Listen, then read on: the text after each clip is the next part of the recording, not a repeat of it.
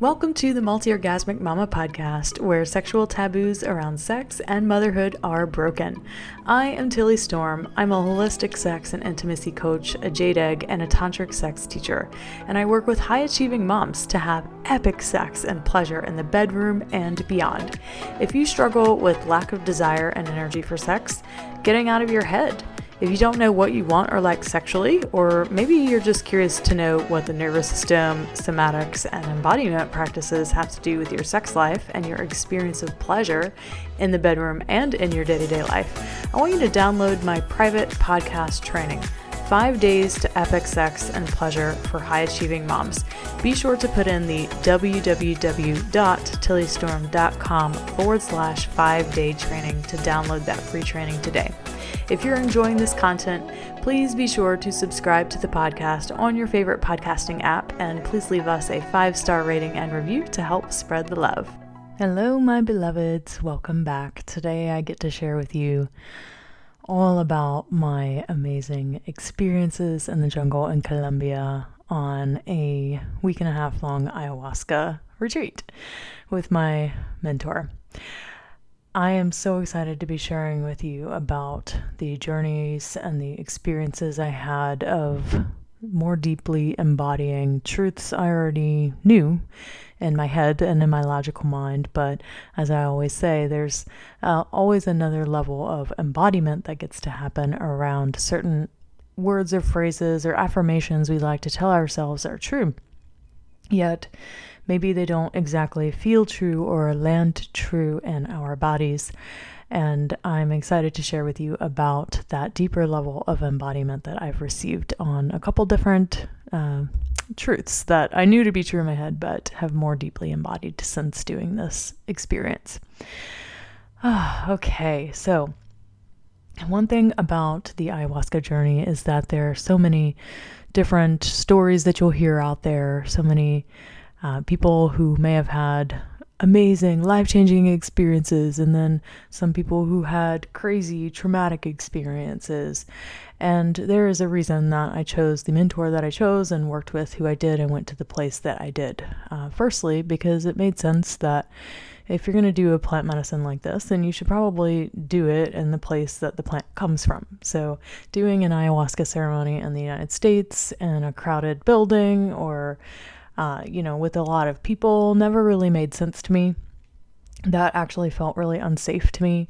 I'm someone who, I always want to work with the best in the world. I want to work with people who are extremely well-trained and well-versed, and context matters. And I cannot stress that enough with doing things like plant medicines, is that if you're not someone who's experienced in doing these things, that the context and the way that you go about it, the way that you do it, the intentionality that you bring to the experience completely determines what your experience is going to be like. So if there's not much intentionality, or, you're just like, oh, whatever, I'll just do it anywhere, then there's a very good chance that your experience might not go very well, or that it might be slightly traumatic.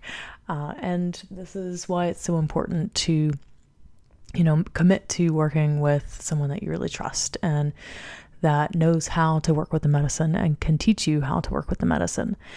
And when we got there, I was a bit nervous. I've never done any plant medicines before. I grew up Southern Baptist, so I've had a lot of shaming and a lot of fear around doing any sorts of drugs or plant medicines like this.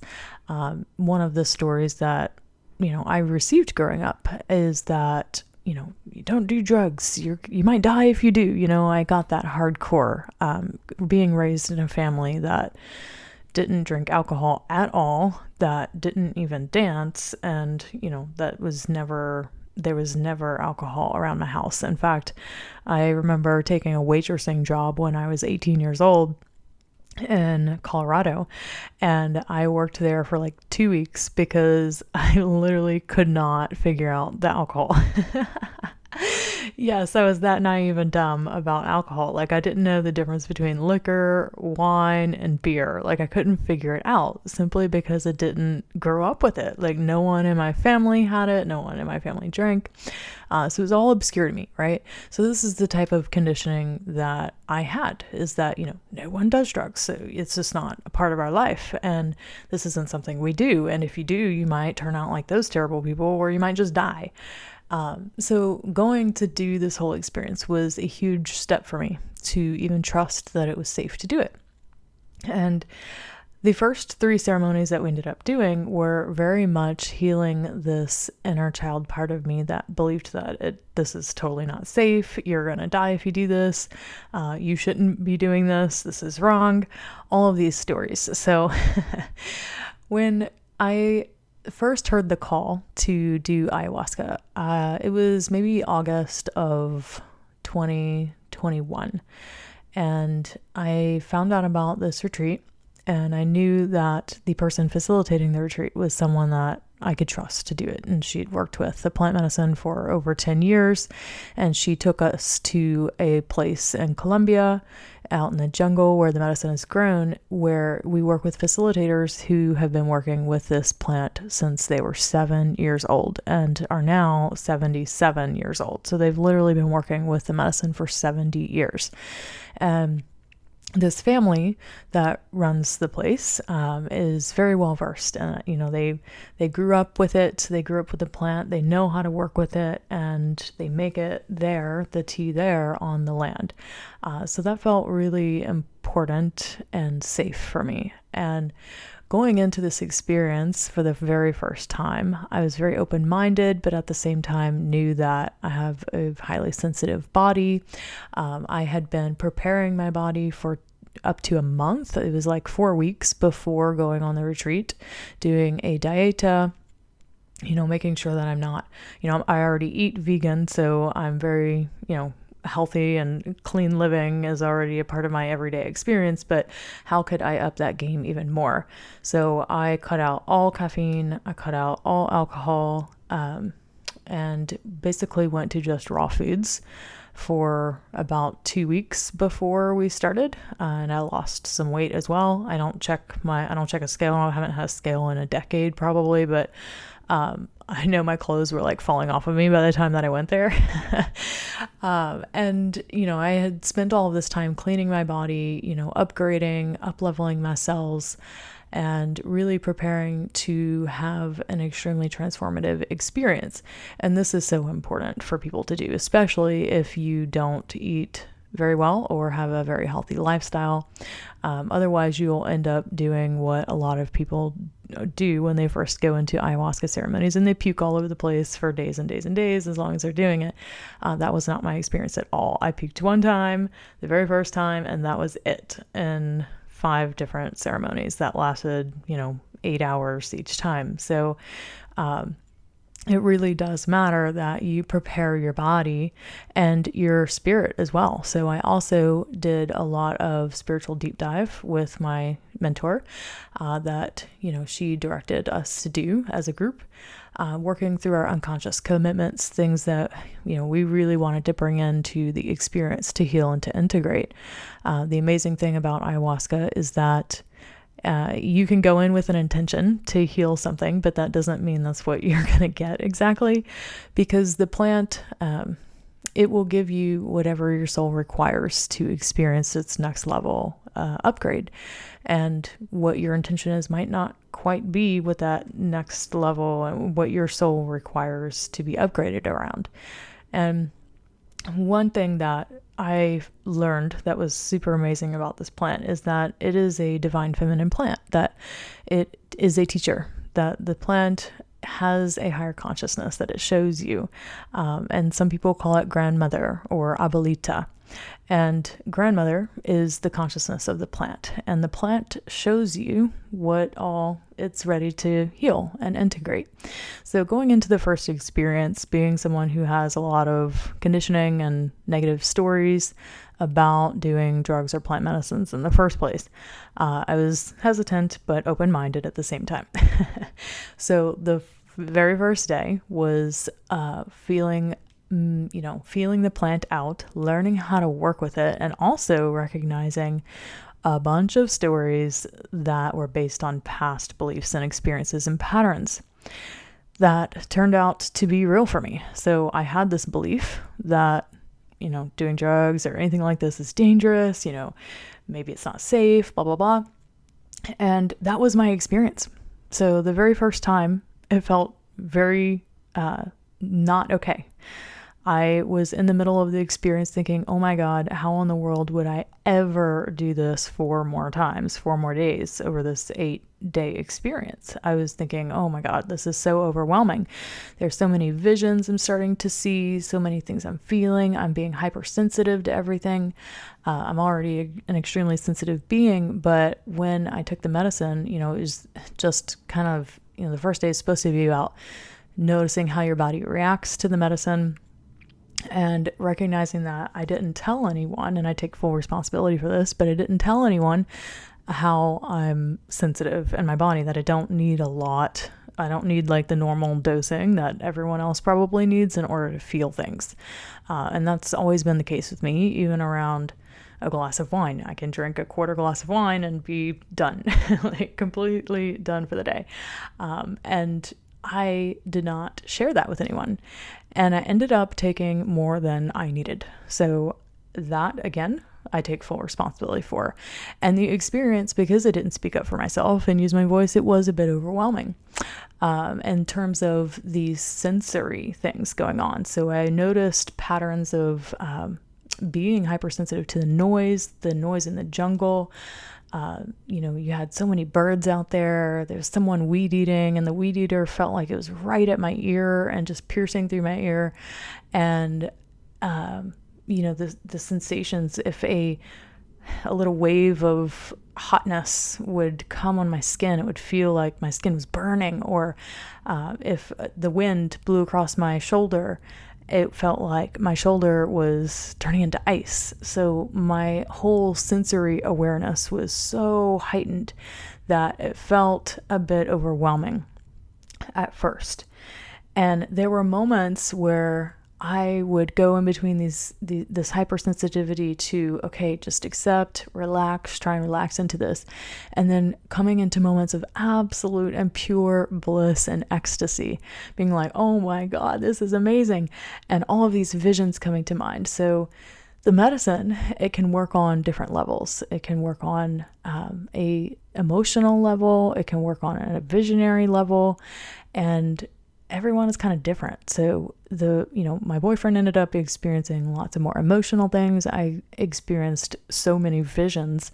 It was like, oh my God, I don't know what to do with all of these visions. So, and all of them are coming into my mind, into my awareness. And I'm like, wait, I'm sitting here trying to process, like, what's happening here? Like, wait, that vision of me, being a cell inside of a plant moving in this like micro environment, like what is this? What's the teaching here? So I'm noticing my human mind trying to control the experience, which is like lesson number 1. You don't get to control the experience. This is a divine feminine plant because it's teaching you to let go of control and to surrender. So some of the visions that I experienced, I'm happy to share with you about those, is one, I had this vision of being in Egypt at a pyramid.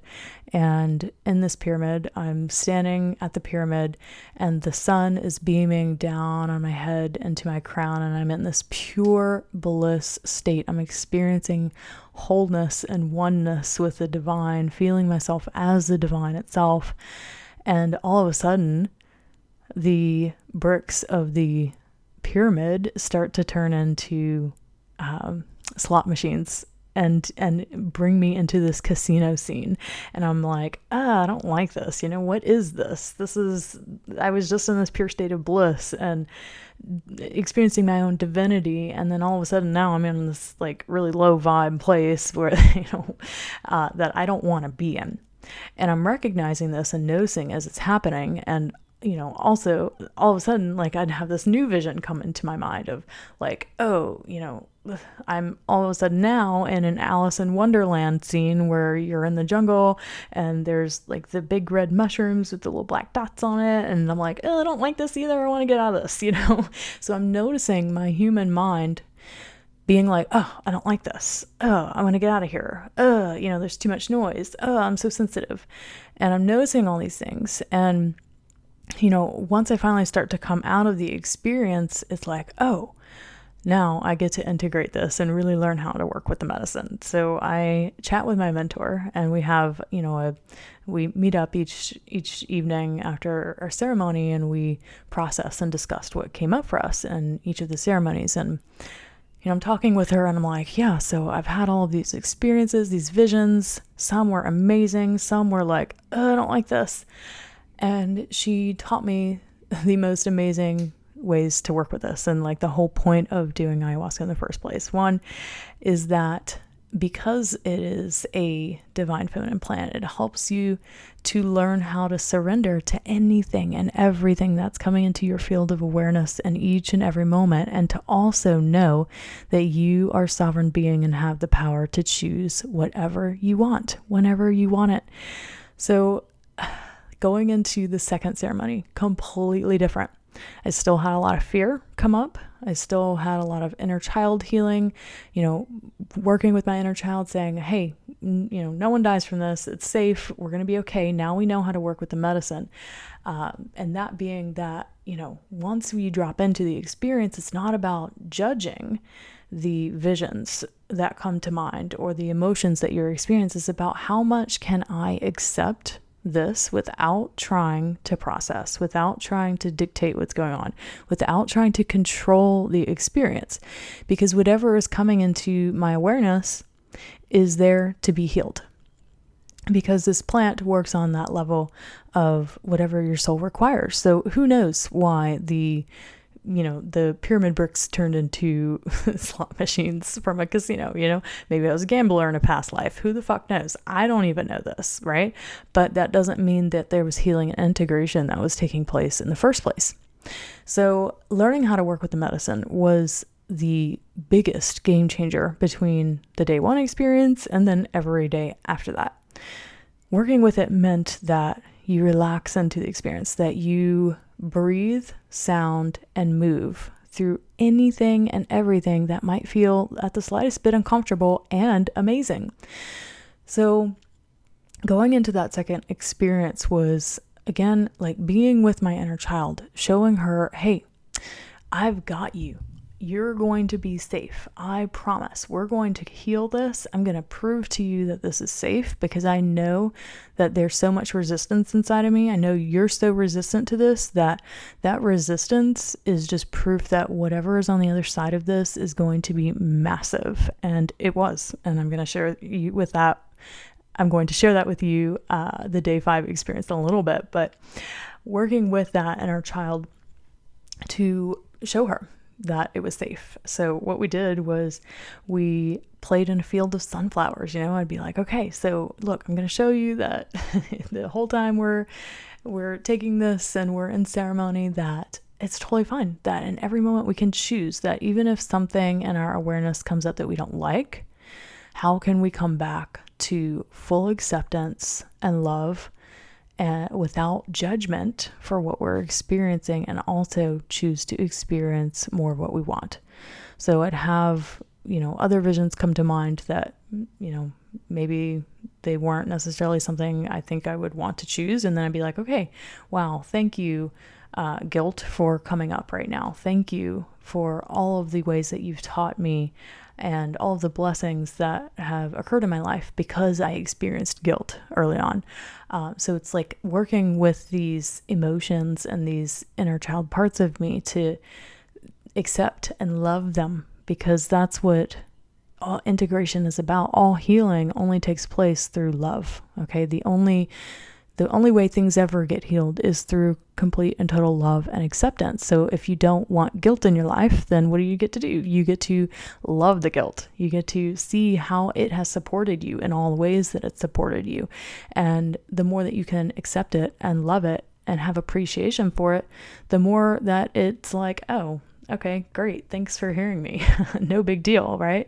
And then it's all of a sudden transmuted. So the energy gets transmuted of it, and then it's no longer in your field of awareness. Well, this is exactly what got to happen with the inner child part of me that was afraid to do plant medicine in the first place. So by day 3, I had fully integrated her. There was a moment where, I was like, okay, what do you need right now to feel safe? And just having this conversation with her, like, how can I support you? And showing you that this is safe. And she'd be like, actually, I'm fine. I'm going to go play in the tree house, and you're going to be free to work with our inner goddess to create whatever you want to create from here on out. And I was like, fuck yes, finally. Yay. Okay, so day 2, we proved to her that it was safe. And day 3, she's finally like, okay, cool, you can do what you want now. So then I was able to go into the experience from a place of empowerment. And this is exactly like the healing and integration process that happens when you do sexuality work. The parts of you that are incapable of relaxing, getting out of your head, and receiving pleasure, the more that you come to love them and accept them and have conversations with them and let them know that, hey, I got you, I hear you, right? It's from this place of complete, total divine love and acceptance that those parts no longer have a hold on you anymore. But the more that you try to push them away, shove them down, repress or suppress them, the more that they actually control you, because what you try to control controls you.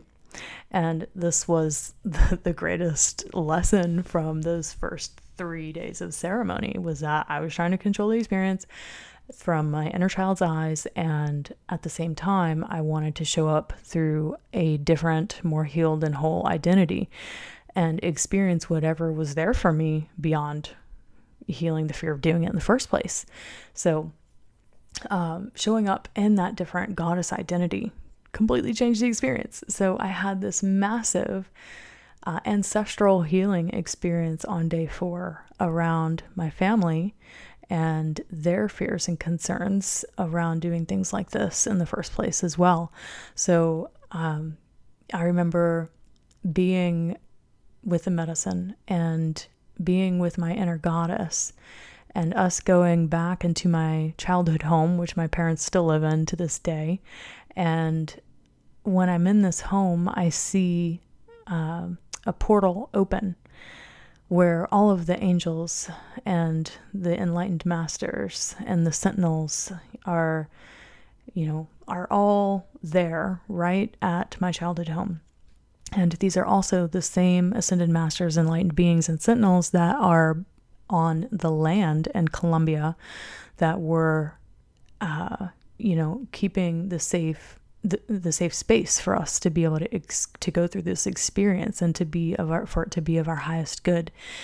So these beings created this portal from the land in Colombia to my parents' home, and they blessed the home that I grew up in, and they were able to do the work and to release all fears and attachments around doing things like this in the first place. And in that moment, I knew that my kids would never have to go through or live through this fear of doing anything like this either.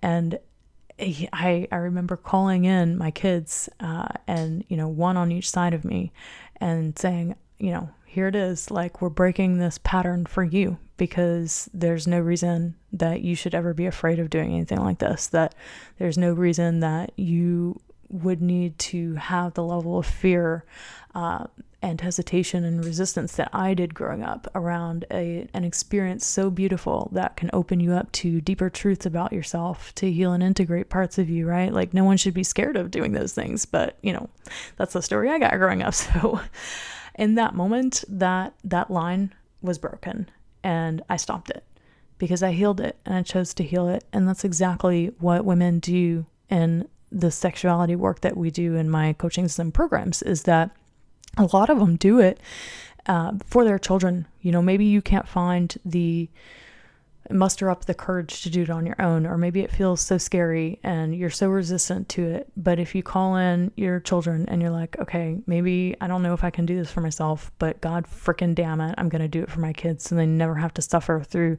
the same guilt and shame and fear and trauma that I experienced growing up.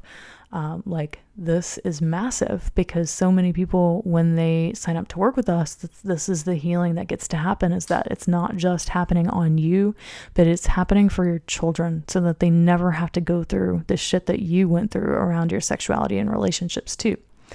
So I'm back in my childhood home, and all of this ancestral healing is happening. And then they gridded a portal from Colombia to the childhood home in Louisiana to where I currently live in Florida. So it was really awesome to see how they connected the dots. Like, all of them were super interconnected, and I'm not sure why yet. I honestly don't even know, really, other than sending my kids to a school in Florida, what the greater purpose is for us being in Florida and why we've been called here. But here we are, and we're discovering that day by day. So that was mostly day 4, was like experiencing this deep ancestral healing, and also healing the part of me that was scared of being extremely abundant and wealthy.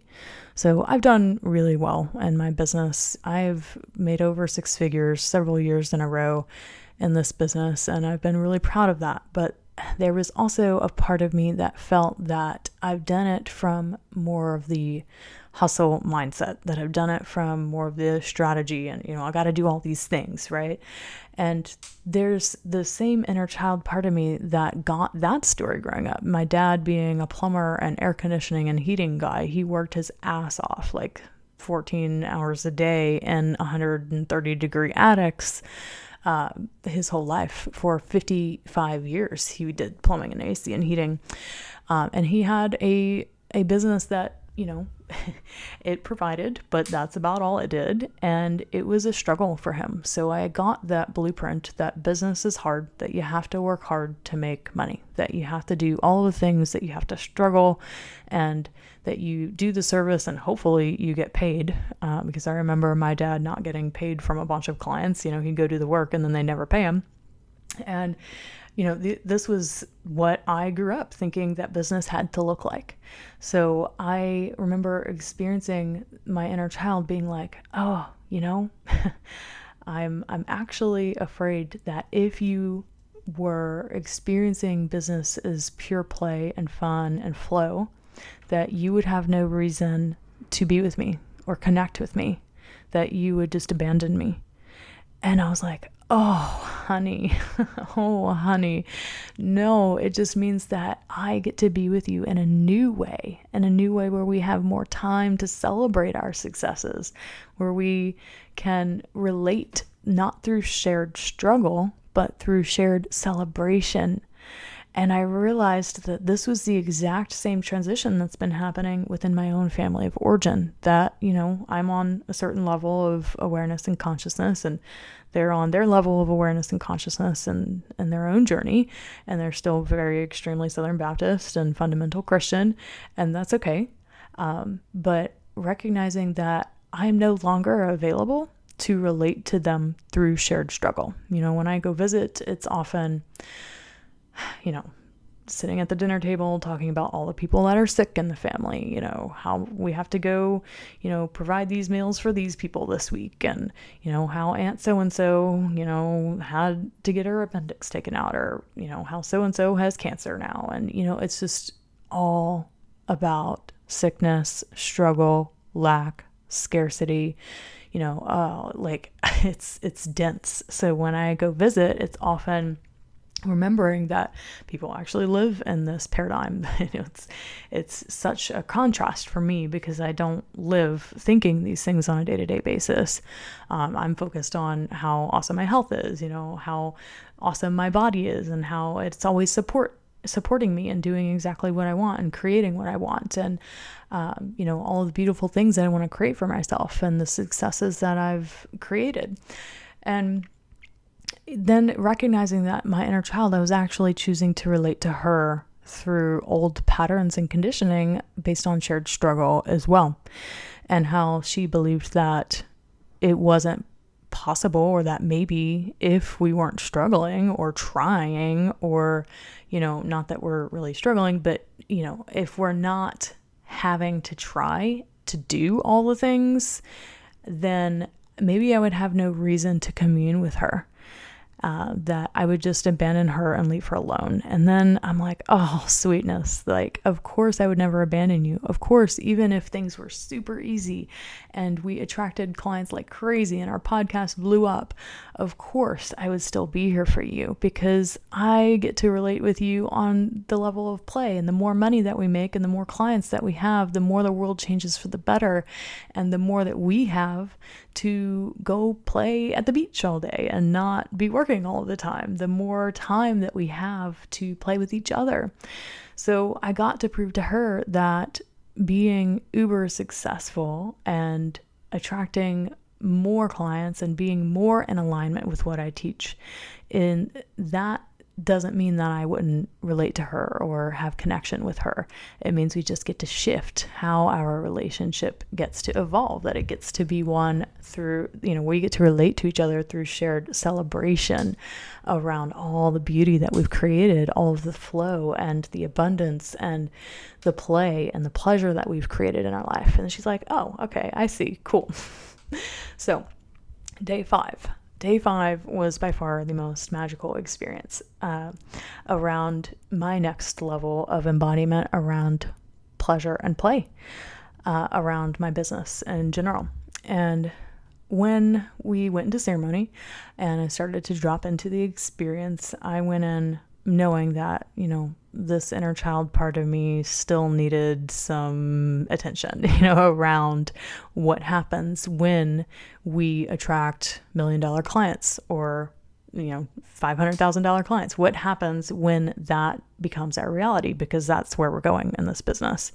And she's, like, oh, well, I don't know that you'd ever even be there for me, right? And I'm sitting here thinking, of course I would. Let me show you how. So I'm dropping in, and grandmother comes and she shows me a scene, a vision of when I was 4 years old on Christmas Day.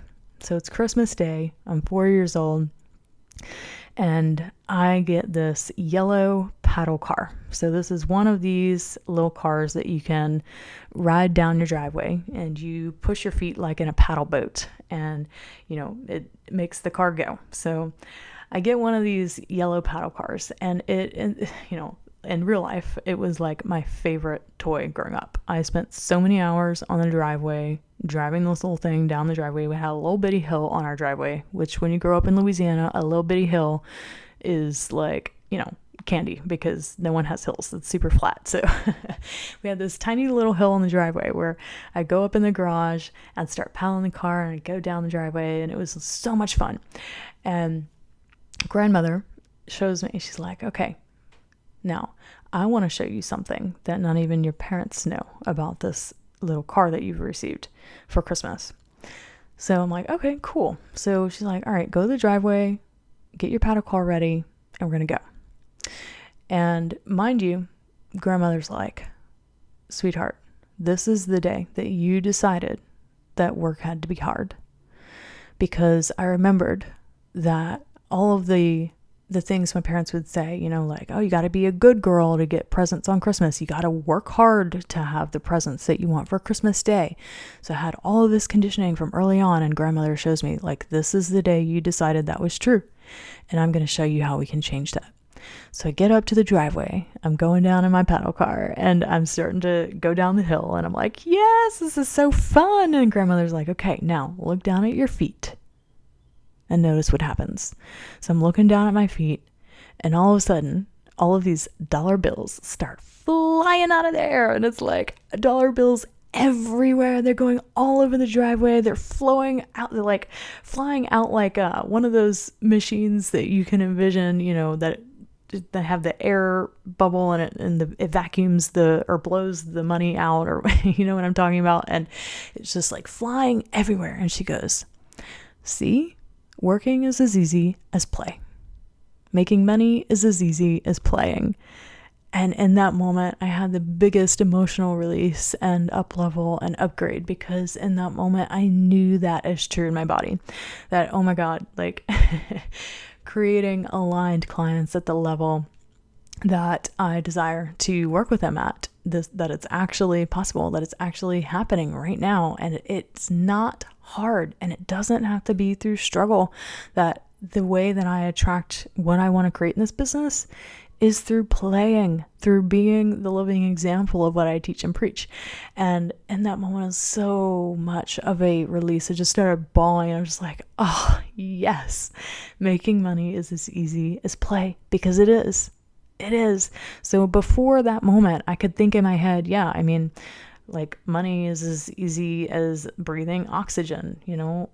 That's what teachers who teach around money always say. And it's like, oh yeah, that's just because they sell, $1 million programs or whatever, to teach people that, right? And maybe it's true, maybe it's not. I don't really know. But you have these ideas and these things you want to believe is true. And with the medicine, it just brought it all to home. And I was like, finally, I believe that is true. So I had this emotional release of like ecstasy and also sadness at the same time for all of the decades that I've spent doing so many things that, struggle and strive and do and be and overgive and people please. And, all of the ways that I ran my life and how I made money and how I ran my business from this old pattern and conditioning that had to be a good girl and work hard in order to earn my keep, right? And in that moment, just dissolving all of it like that. Done. Completely done. So when they say that ayahuasca has the ability to heal, 20, 30 years of therapy in just 1 week, I completely believe that as truth, because I experienced it.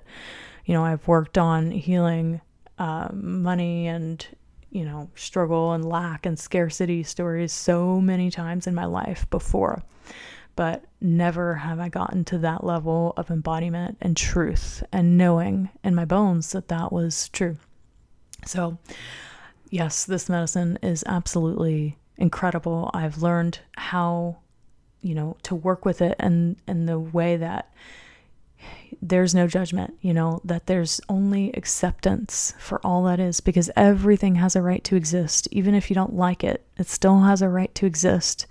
And knowing that is true in my bones, knowing that no matter what I'm faced with, that I can see the good in it, that I can choose to see the good in it, and that I can choose differently as well. So it was recognizing my personal sovereignty at a new level and noticing, I would be there having a vision of maybe something coming to mind that felt uncomfortable, and I'd be like, thank you, thank you, thank you. I love you, I love you, love you. And I choose pleasure, joy, abundance, ease, and grace anyway. And just recognizing myself as the sovereign creator that all of us are, and that in every single moment you are creating. So what you are feeling, what you are thinking in every single moment is what you are creating more of. And recognizing that now and coming into an integration phase around all of this is like, wow, okay, this is so powerful. So for my integration, I've actually committed to setting up several different times throughout the day. And I've always did this in the morning, but it was only like once a day. And I'm recognizing how much more this gets to happen now. Setting up several times throughout the day with an alarm that I check in with myself and I ask myself, what am I creating right now? So when I ask myself that question, that means I get to check in with what are the thoughts going through my head in this moment? What am I feeling in my body in this moment? And if they are not what I consciously want to be creating, then I get to shift and change it. So, going into what am I feeling? What am I thinking? Okay, I'm thinking, for instance, struggle, and I don't want to feel like I'm struggling. Okay, well, I want to feel ease and grace instead. I want to feel that this is easy and that this is play, and recognizing, okay, what are the stories, beliefs, perceptions that I get to adopt in alignment with something that's easy and that's graceful? And then what actions do I get to take that shifts from struggle to ease? and taking those actions. So this is part of the integration. These ayahuasca journeys and experiences can be so powerful, but if you just go home back to life as it was before without implementing what you've learned and practicing what you've learned from the great teacher, grandmother, abuelita, then it can be completely worthless, right? Maybe you had this great experience of experiencing yourself as a sovereign creator and divine being that you are, but you never actually took any action to move forward with that awareness and to implement the teaching. So implementing the teachings is so important in these experiences. And it's been 4 or 5 days now, and just noticing how much different my reality is already from where I was just 2 weeks ago. So that is my experience with ayahuasca and learning to receive more pleasure, more joy, more abundance, more ease, more grace in my life, simply by learning to love it all, to accept it all, complete non-judgment and acceptance of all things, because all things have a right to exist, Hot Mama. And if you have any further questions about this journey, I would love to hear from you all. Many people have asked about my experience so far, and you might have questions in particular. Yes, a lot of people have asked if I would do it again. Absolutely. We're already planning to go back in October to bring more of our family with us. Not my family in particular, not my Southern Baptist family, but and they're not going to be open for this for a little while probably, but so we already plan to go back in October, and I'm really excited to work with the medicine more, because it won't be so much about getting over the fear of doing it, but it will be about deepening the teachings and the learnings going forward. So who knows what else the medicine has to teach, but I'm excited to learn. You can contact me at contact@tilly-storm.com. That's my email. Again, contact@tilly-storm.com if you would like to ask further questions. I'd be happy to answer. All right, my loves, take care, and we'll see you next week. Bye. Loved this content? Then be sure to download my private podcast training, 5 Days to Epic Sex and Pleasure for High-Achieving Moms, at www.tillystorm.com/5-day training.